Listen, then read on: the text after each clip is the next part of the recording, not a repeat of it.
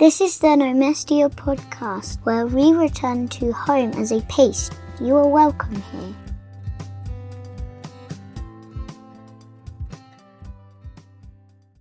I wanted to do a podcast because I feel like it's an easy way of sharing current thoughts that are coming up, or experiences, or, more on some of the topics that I'd like to talk about that I think need more time and space rather than these short form videos or trying to share it on YouTube. So as I already have all of the equipment for podcasting, I feel like it would be a really beneficial way of just, talking, and then hopefully along the way when we're in the van and meeting other people, we can do it in person with them and have actual conversations. I thought that would be a really nice way of meeting other people and having conversations that actually we can share.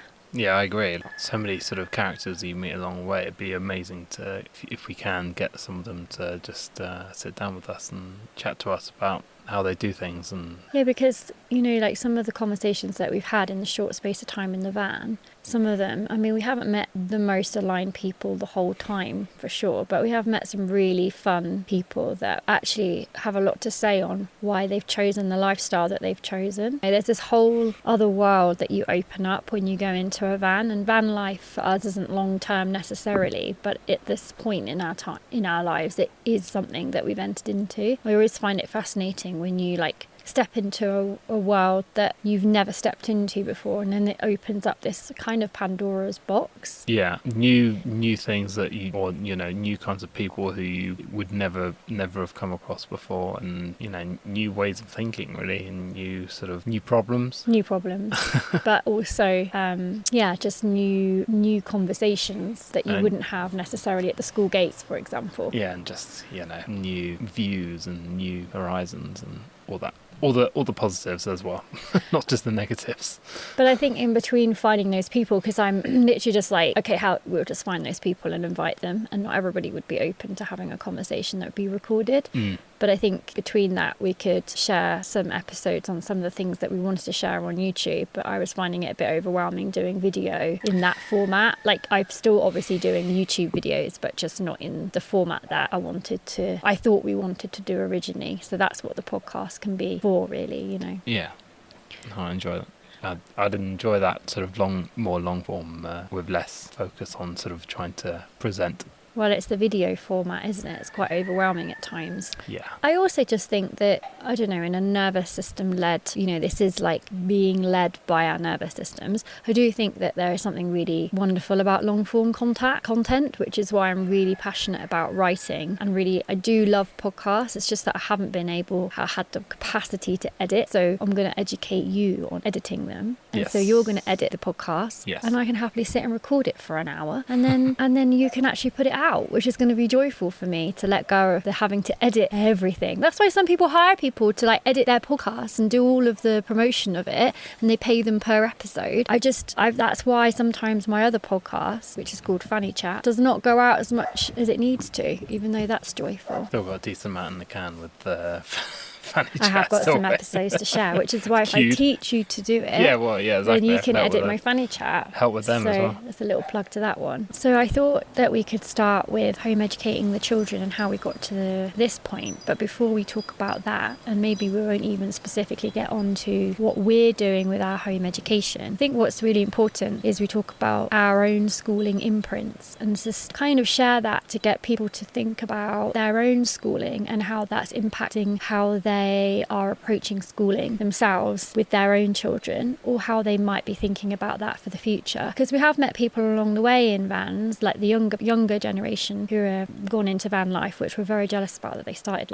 in their 20s and early 30s. They've said, oh, it's amazing that you have the children in the van and that you're home educating, because if we have children, we still want this element of freedom, but we don't really know what that looks like. So I thought we could just share how we've come at it from two different perspectives perspectives on kind of what the triggers were for us to switch the children's education from school into the home educating aspect of it. And I think it's really important, and it's something that I really want to ensure that I bring into the space of sharing on Nemestia, because I've had shit before when I talk about all things vaginas with my Naomi Gale work. It's like, well, what are your qualifications? Even though I have plenty of qualifications, but apparently because I'm not a psychologist, I can't talk about fannies. But I'd like to share that if I'm going to talk about schooling, I do have a Bachelor of Education in Primary Education. So I have every right to talk about schooling, and I have every right to talk about it from the perspective of being a university level degree educated person in specifically primary education with an honours in it. Probably good to just specifically say, so you did work as a primary school teacher for... Well, I always say it was about 10 years. It wasn't quite that, I would say. Yeah. Because I did a 3-year Bachelor of Education at Gloucestershire University, where you are in schools. It's a mixture of in schools and then you're doing essays alongside of it. It's like it's a really full degree. It's like 9 to 5 as opposed to what most universities are. Very much more intense than my university is. I also did. You're doing 3 years, but you're basically on the last year of your degree, you become the main teacher in the classroom of the school placement that you're at for most of that year, the academic year, and you're doing a dissertation alongside of it. So it's quite an intense course. And I have a lot to say on the conditioning that happens to teachers as a result of doing that course and why that course is like it is. And then I went into schools for another, but before that I was already like dipping my toe in what it means to think about childcare in general, whether it was like in nursery settings or in school settings. It was something I always focused on, at clubs, that kind of thing. So I've worked with children for many years. So then I was teaching for a few years, and then we had Arlo's, and then I quit after I had Arlo and graced the Isles of Waitrose instead. I went from primary teacher to supermarket checkout gal. Yeah. For many reasons. Yeah, I always say just under 10 years of being in a classroom setting. But yeah, I think it's important to do that PSA because it's important. That's why I thought it just important to, mention not only, you've got the qualifications, that you've got the experience, and that you experienced it from both sides of the school gate.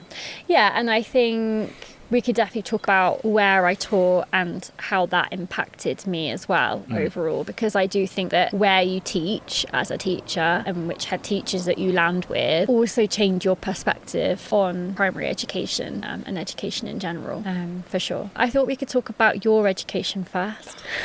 Okay. I thought maybe I could ask you questions based on what you're saying, and then you can ask me questions based on what I'm saying, and maybe we'll learn a little bit more about each other's schooling that we went through. Maybe. And I think that the reason why this is really important is because of the work that I do with my clients with Naomi Gale's work, and I call it Naomi's Gale's work. So it's what I call my business. As opposed to Nemestia. Yes, it's the work that I've done with clients, and I've been working with clients since Arlo was born. That was when I transitioned, so he's 10 this year. What we talk about a lot is the imprints that we've had as a result of the experiences that we've had, and often when it comes to schooling, traumas that we've had, and how we are conditioned into safety today and how we find safety today. Let's start with at what age did you go into education? It was early. Okay. It felt like early that I went into it. And then, at what point did you start private school? It was private schools all the way through. Okay. There was a sort of a transition around the age of 7, 8 from going to local private schools where I was a day child, and then going to one that was further down the road, and then starting boarding. Yeah. But it was always private school. And the sort of, obviously the biggest core memory is the transition into becoming a boarder. And staying away from home and that kind of thing. Full time from 7? Yeah. So what was called a full boarder as opposed to a weekly boarder. So a weekly boarder, a child that was lucky enough to go home every weekend. I was a full boarder, which meant that I went home every other weekend. So, so 2 weeks at a time, you're away from home, basically. What about in the school holidays, though? You then would go home full time in the school holidays? Yes, obviously, yeah. So then you were in, was it single gendered or? It was. The prep school when I first arrived, it was single gendered, but they moved they were sort of starting to transition into allowing girls. Yeah, there was quite a few schools that went into that, private schools that did that. Yeah, it's weird. Yeah, it was weird that, isn't it? It's weird the sort of the segregation of the because it was an all boys school, but then they were. I guess they thought they were missing a trick. They are after all businesses. So, they are businesses. But wait, what about the school you taught at? Was that a? No, that was mixed. It was mixed. I don't know how long it had been mixed for, but it was mixed. So then you were at that school, prep school, until what age? Yeah, so you in the sort of the private system, you I think it's slightly different in that you go to a prep school from 6 till 13, something like that, and then you go to a secondary school by taking either a common entrance exam. Yes. Did you do that? Yeah, I did common entrance. Yeah, did you? So you have to pass it then to get in, don't you? Yeah. Oh, that's intense. Yeah, and then you move on to secondary school, which is ages 13 to 18, basically. So you were then at a secondary school, but you have a brother and a sister, so you were not with your sister. She was at a different school. No, she went to like a all-girls school. Yeah. And then you and your brother went to Eastbourne College, which was mixed, though. Yes. So why did your sister not go with you then? That's so weird. I don't know. That's so weird. Yeah, but she was older, and she just went to. Oh yeah, she was older. She was kind of in a different. Oh yeah, she was a lot older, I suppose. Well, not a lot older, but she was just older, and obviously just went to a different school. Yeah, but I'm wondering, did she not get through the education system while you were kind of starting at the secondary? Because she's. Yeah. It's about 10 years, isn't it? Oh, okay, fine. And then what I'm wondering is, what conversations were had, like, what I'm fascinated by is, like, at 7, which we all know is, like, because of the brain development of a child at 7, that's when we kind of solidify shit in our heads. Yeah.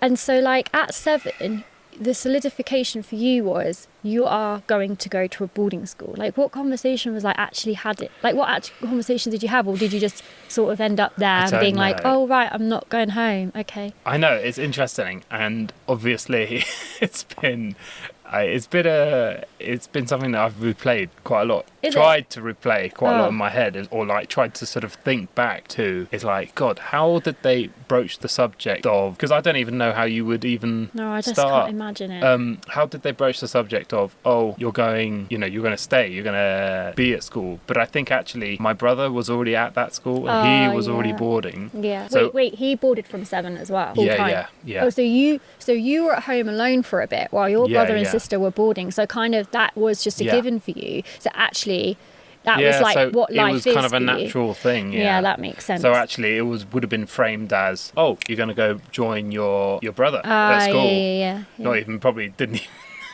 even like say, oh yeah, and by the way, you're going to be away from home for 2 weeks at a time. I wonder then for your sister, because she would have been the first that did that. I wonder what conversation was had for her, because she was leaving behind both you and your brother, and she was the first that modelled that. So the conversation must have happened somewhere down the line. Do you know what I mean? I don't really know, like in those early days, what happened in terms of that and how, because my sister went to the same, basically we were there was a private school that was like literally just down the road from us, and that we all went to, and that's like my earliest memory of sort of being in an education system, or being sort of in a nursery, was going to the sort of the nursery attached to that. I remember you saying about that private one. Yeah. But that closed, didn't it? But that closed. Well, it didn't close. It amalgamated with another local. Yeah, it didn't have enough money. Yeah, wasn't getting the punters. But yeah, so she was at that school. So I can't really remember sort of at what point she then was like, oh, I'm going to board. Because the boarding school she went to was in Brighton. Yeah. It wasn't near Eastbourne as such. As well, so I imagine she would have boarded from the beginning as well. What I'm interested about is one thing that you've said a few times over the years, is that you were, at the core of it, heartbroken to be left at school. 100%. 100%. And yeah, it's still, I don't think at any point was I, when you get to secondary school age, you're a bit more sort of used to it, and you're sort of a bit more, confident and that kind of thing. But certainly at that young age of 7, 8, I just remember it being completely like heartbreaking, and every time just being, Yeah, just being awful, having to Were be you dropped off crying? at school. Yeah, all the time. Homesick. Yeah. Were you crying when they dropped you off in front of the parents? Did they see it? They witnessed it? I'm not sure if I was literally crying, but I was certainly like upset. Hmm. Like, you know, you talked about the Sunday night scaries. Yeah. So in terms of like being a boarder at that age, imagine being dropped off at school on the Sunday evening. Yeah. So that is like what the Sunday scaries were. It was like you're literally getting taken to school, quite often in your uniform, actually. What, you had to go in uniform on Yeah. a Sunday? On the Sunday evening, you go back to school in the God. uniform on Awful. the Sunday evening. What, in your blazer? Yeah, Awful. mental. What the fuck is Mental. Sunday? Yeah, so you're at home, like having like roast lunch, No. and you're like, And then they just pack up the and then- trunk. and You then- literally had a trunk, didn't you? No, I didn't. I didn't have a trunk. Do you know why I didn't have a trunk? Why? It's because my sister and my brother had trunks. And another fucking trunk's not going to fit in the car, is it? Do you know what I mean? Oh, yeah, they are. It'd have to be a bloody. Well, It'd yeah, have to be a van. a Do you know little what I mean? suitcase. So I just had a suitcase. So tragic. But yeah, I know. Imagine having your Sunday dinner at home, like lovely, and then like a couple of hours after, like having to get dressed in your school uniform. You know, while also, I mean, I think it's a big one for everyone. It's like the Antiques Roadshow theme tune for like the Sunday Scaries. Yeah, I love a bit of Antiques Roadshow. But imagine that, like, as you're listening to the Antiques Roadshow theme tune, that you have to get dressed into your school uniform to be taken back to That's school. brutal. Like, honestly, yeah. But yeah, just heartbreaking. I can't even comprehend. What was their reasonings for you going to... What did they tell you that their reasonings were for you going to boarding school? Oh, it was always just like, we're doing this for you, and we're doing this to help you out. Like, I was really dyslexic. Yeah, I know, but you always say this. No, I know. But that was the thing, and they made out at that point that you're not going to get the help that you're able to get. But A bit of tutoring on the side would have been all right. You didn't have to go all for 2 weeks full time. But you know, this was the framing. Yeah, that's what I'm asking. How it What was was the framed. framing? The Yeah. framing. But I think that is even fucking worse because it's like almost reaffirming. It's like, oh, you were like really dyslexic, so you're gonna have to go to school all the time. Like, imagine as a 7-year-old, it's like you're so dyslexic, you're gonna have to go to school literally for 14 days straight for years to sort it out. You can't even been that bad fucking dyslexic because you did languages at university. I mean, you know, someone who... Because obviously having been a teacher in the school, I've seen some dyslexic children and some children that are dyslexic. Like, are we saying that you are... the boarding school solved your dyslexia and that's why you were able to study languages and you don't see it as much? I don't think so when you look at the stats of what a child actually needs in order to, you know, to succeed and to move through some of those challenges. Yeah. You know, No, I like don't the know. framing of it for me, that's the fucked up part of it. Yeah. Because at the end of the day, when it came to your parents, they were at home. Like, it wasn't like they were like these like London professional parents who were not at home full time, you know? So it was like, oh, I'm at home, you're not. Yeah, it was quite bizarre. Like, And also that money, they could have just, you'd have got some great tutoring for the money they spent on that. Do you know yeah, what I mean? well, quite. You could have even, God, imagine. That was the thing as well. It's a lot. it's a lot. It's 3 expensive. children, I just don't understand. Like, Well, I didn't know how expensive private school was until I obviously was teaching in one and I was looking at the prices. It's not just the school itself. This is what people don't understand with private school, and if no one's ever dived into it, let me enlighten you. That it's not just like, oh, the school fees are this per term. It's also you have to pay for the uniform, which is way more expensive than your basic going to Tesco uniform. the extras are ludicrous. The sports stuff, the outing stuff. I feel like people don't really understand that it's not just the cost per term. I don't. No, it's all the extras. Yeah. It's mad, like the cost of it. All right, so now when you look back at that, how do you think that this, because of course there's, you know, much to say around it and we could go on and on about how challenging and, you know, how for you personally that wasn't something that you found nourishing in your No. childhood, but how has that impacted your outlook for the children's education, do you think? What about, if we think about Arlo when he turned 7, you said to me, I can't believe that he's 7 and when I was 7 I was sent away to boarding school. Well, yeah, obviously, like... No, but you say obviously, but you literally were 7, sent away to boarding school with no open dialogue within your home around how that's impacted you. No. Okay, so then what I'm saying is that then when Arlo was coming back from school, dysregulated as fuck, sad about tests, like overwhelmed by tests where I was having to have conversations with the teacher, unable to find joy in the everyday of school, you were the one that got upset about that more than I did in many respects. Yeah, I was really upset about that, and I didn't, it's yeah, I found it really upsetting, and because like you said, it was like nobody ever really talked about that kind of thing, and actually, when I was going back home and how, it was probably breaking me slightly having to be sent away, for days at a time to school. So I was quite keen when it came to my children to be like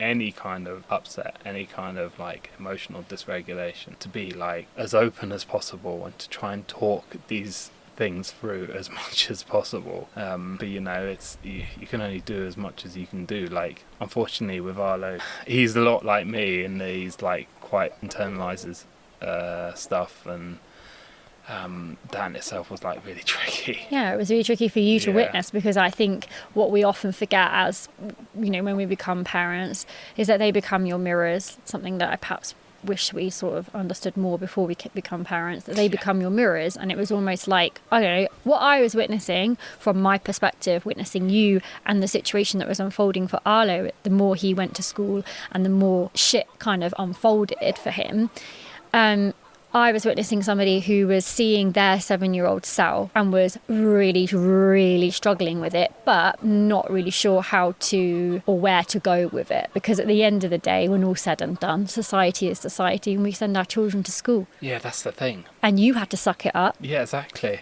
I know, but that's the thing. At that point, I think you're right. I think I was viewing this and I was like seeing this, but you kind of felt trapped, because you're like, oh, what the hell are we supposed to do? Like, this is just what people do, isn't it? Like, this is what... Yeah, I mean, I don't know.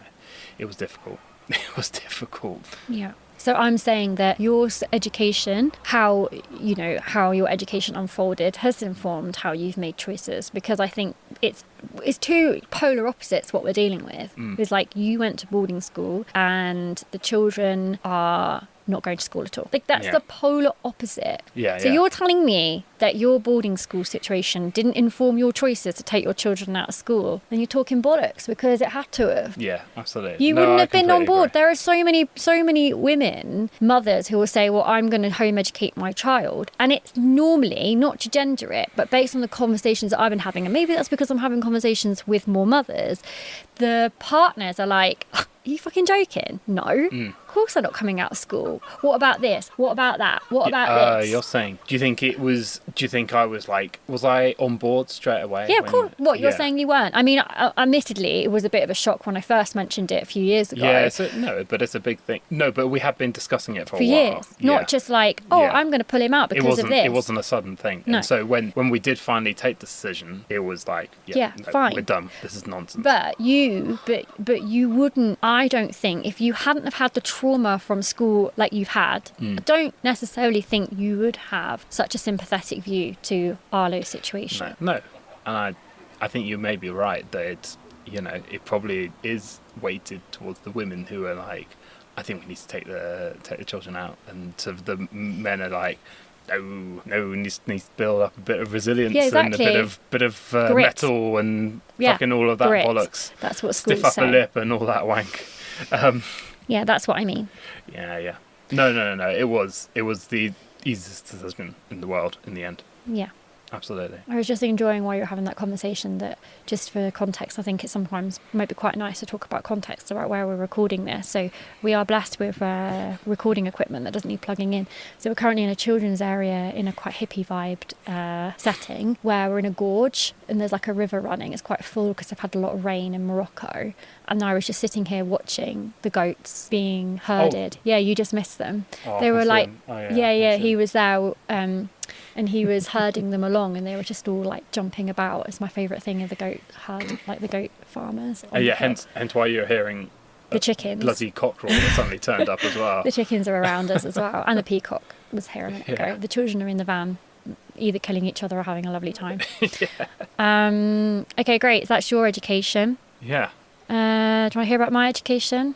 Yeah, talk us through it. Well, I think it's What- not much to talk about. But I'm interested because you said to me, Yeah. you asked me, and I'd not been asked this before, but you said to me, what was the earliest age you remember being in the education system? I'm interested to hear whether you have that kind of memory? Do you feel like you have that kind of, when you were in that kind of system? What I find really annoying, which is something that I've understood now from doing the work that I do, is that I have a lot of, I don't have many memories as a child, which is obviously something that I have because of a protection mechanism that's been in place because of the trauma from my childhood. But I do remember bits and pieces of my education. I do remember sitting in nursery because I remember having a friend, but that nursery, I must have been about 3 or 4. And I remember that nursery being connected to the main school, but then the main school merged, the main primary school merged with another primary school because I was in a really small village school. So then it became like it had a new name and we had a new uniform when I went, and it was like a bigger school. Nice. So I do remember that nursery being attached to that primary school and going to that primary school because I lived in a very, very small hamlet. And then my mum would drive us about 20 minutes down the road, which was near Nuneaton. It was the other way from Nuneaton to a little village school in Philongley. It was called the village, and then I'm pretty sure the name of the school became Bournebrook Primary.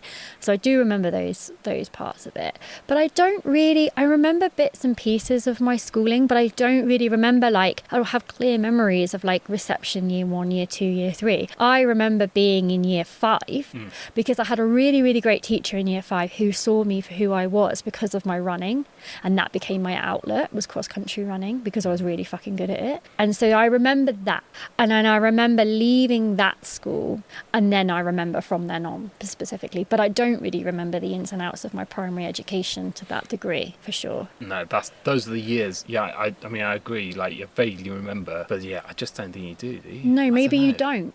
Maybe that sometimes I chastise myself for like not having the full memories, but maybe people don't. But then sometimes Arlo recalls stuff, and I don't know if that's because he's still young and when he's an adult he won't recall it, but he can recall some really specific things from being like 4, and I'm like, how do you remember that? The twins are the same. Anyway, yeah, so I don't really, in answer to your question, I do remember that the nursery attached to the primary school. And how have you fared our education system? Well, I didn't fare well in the education system, to be honest, and I think that's probably part of the issue. But I was really, really behind in terms of, basically, I just thought I was just stupid. Like, it was just like a given that I was thick as shit. So when I was in year 5 at this first primary school, it was this teacher, and they just kind of like, it was such little things. I do remember, like, my handwriting was abysmal, and like my work would never go on the walls. Like, they would never display my work. And I always remember thinking, oh God. And then the problem was that when I moved schools, this is where it became a problem, because I moved in year 6, so that's SATS year, right? So I moved from one village school to another village school, and we literally the boundary of the farm was next door to the school. Right. So it was a joy to have to nip next door, but only for 1 year. But when I went, I was deemed so badly behind, which I didn't realise, so badly behind that the teacher would pull me in at break times for months to do extra work because I was that badly behind in maths and English, in all of it. Oh, mate. It was awful. Yeah. It was almost like, I don't know how bad I was, but I must have been pretty shit to miss like my break and lunch times. Oh God. But looking back, because obviously, I'm gasping because you talking about break, that was one of the things, that was like one of the straws that broke the camel's back when it came to pulling Arlo out of school. Yeah. So, looking back on that, God, I didn't realise that. That's the first time I've heard that from you. So, I didn't it wasn't a negative for me though, because I was as tenacious as I was then, as I am now. So you were sort of more, you were determined to... Yeah, because I knew it. Gotcha, yeah. It wasn't like a negative. The teacher was lovely. Yeah. It wasn't that. It was like, I felt as thick as shit. And I was like, if I commit to what she's saying and what she wants me to do, then maybe I will catch up and I won't be as thick as shit anymore. Oh my God. Knowing Naomi as I do...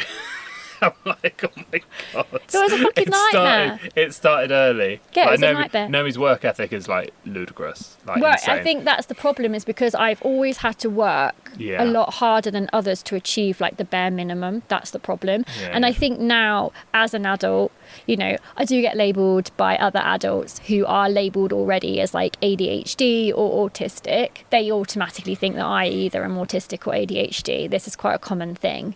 I've never had a diagnosis for any of it. I think I'm 100%. There's definitely elements of like dyspraxia. I like when it comes to sewing, I love it, but sometimes I'm like, oh, what the fuck? And I think that happens to a lot of people. But yeah, numbers and spatial awareness is sometimes a challenge for me. Like I can see that, but I love it when like another adult who clearly is autistic labels me as on the spectrum, and I'm like, yeah, I've not had that diagnosis, but that's just run with whatever. Like I don't even correct them. No, but it is interesting, isn't it? I don't correct them. Yes. But then potentially, yes. Potentially, yeah. Who knows? But the main problem I had was at school wasn't just that. It was the fact that I was heavily bullied from primary school. So I remember a real core memory was that when I left my first primary school, it was like a respite to go to another one that didn't know me for who I was. So the first one, because I definitely was with it in myself to protect myself from what was happening at home.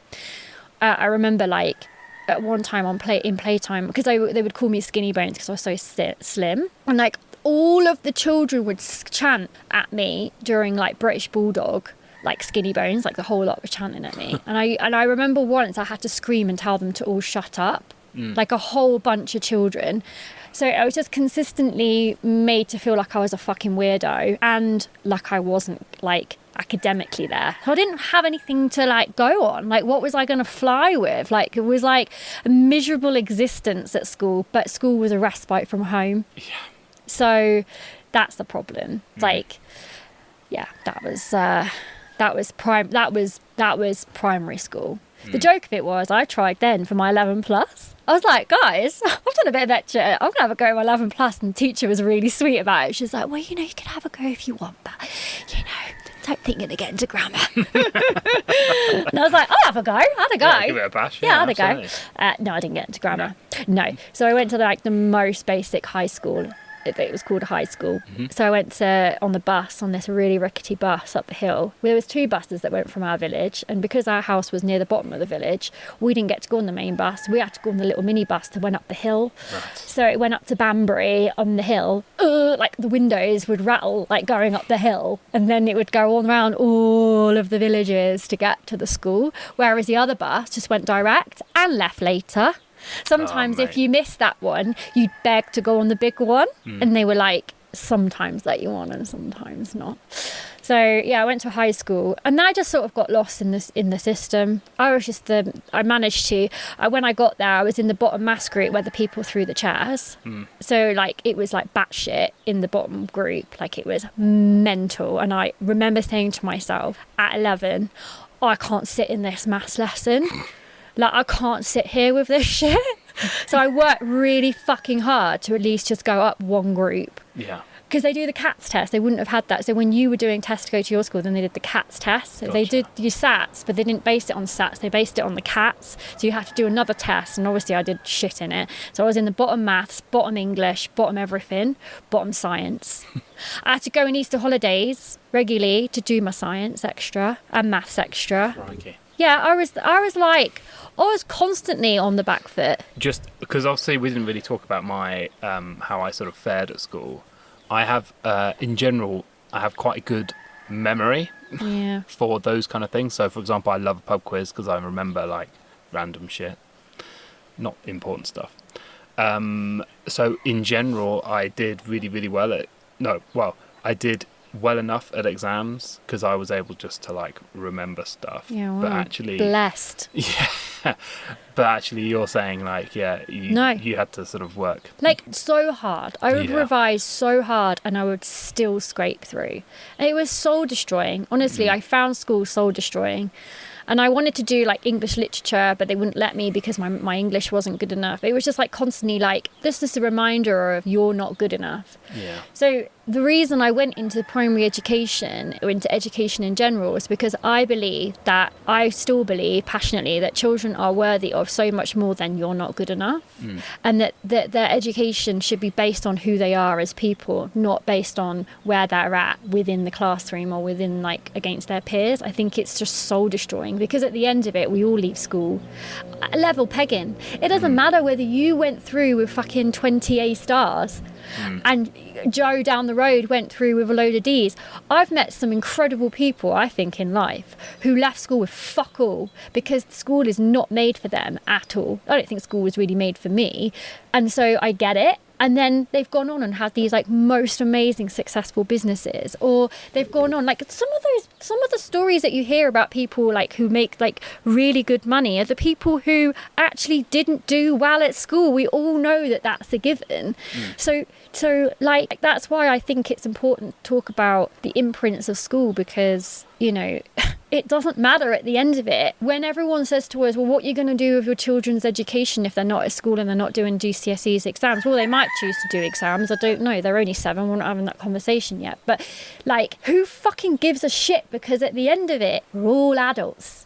We all leave school at the end of it, and we all go our separate ways and make our way through life. And we do find, the goal is you just find something that brings you joy, and something that you're passionate about. You hope that they do. You hope someone does that. I think that's one of the things that it's like almost like a trap that I fell into, is that I sort of just was spoon-fed my education, spoon-fed, and we're then I all just spoon-fed. fell into a job that kind of tied into a master's degree that I did, and just like a dominoes like came on top of each other, but actually it wasn't something I was passionate about.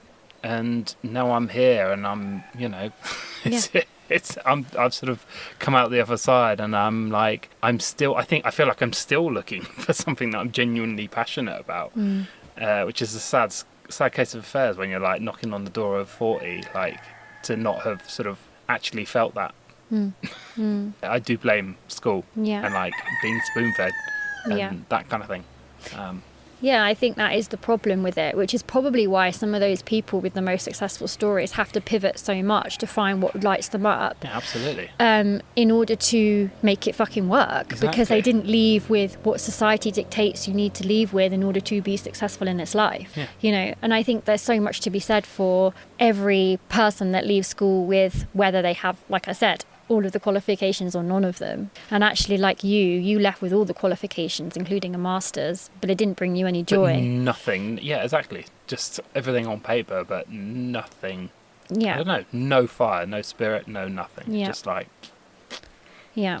Well, that's obviously these imprints are why our children no longer are at school. And I think it's just like a little PSA because, we are also, now we realise retrospectively, blessed to live in the UK where actually schooling has, it will probably become more challenging as the years progress. We all know that they're trying to do things to make it either what they would say in the government is more child protection.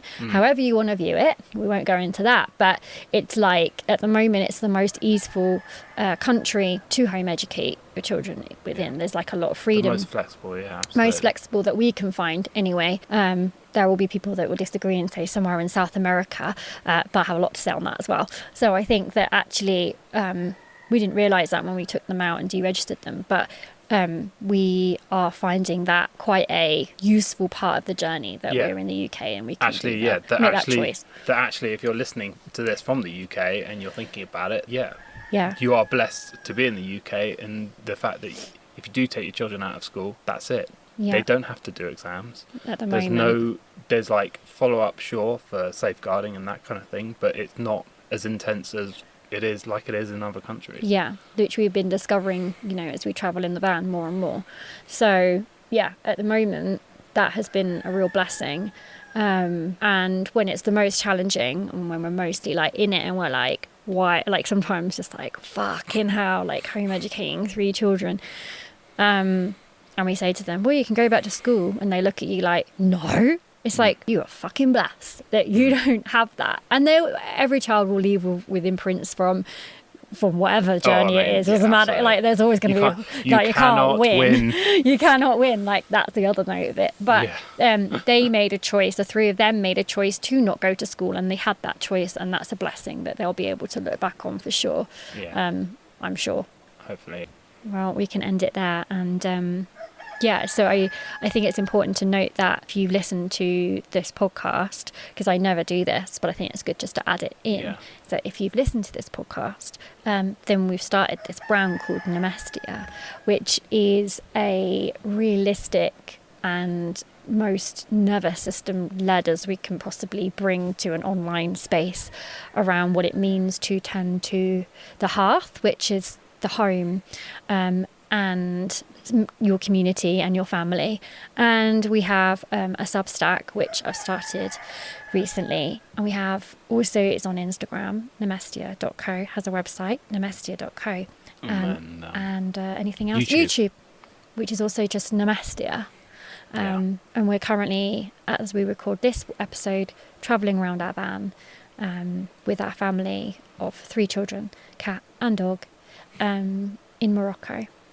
And hopefully Morocco for a few more months longer. Yeah, all being well. Thank you.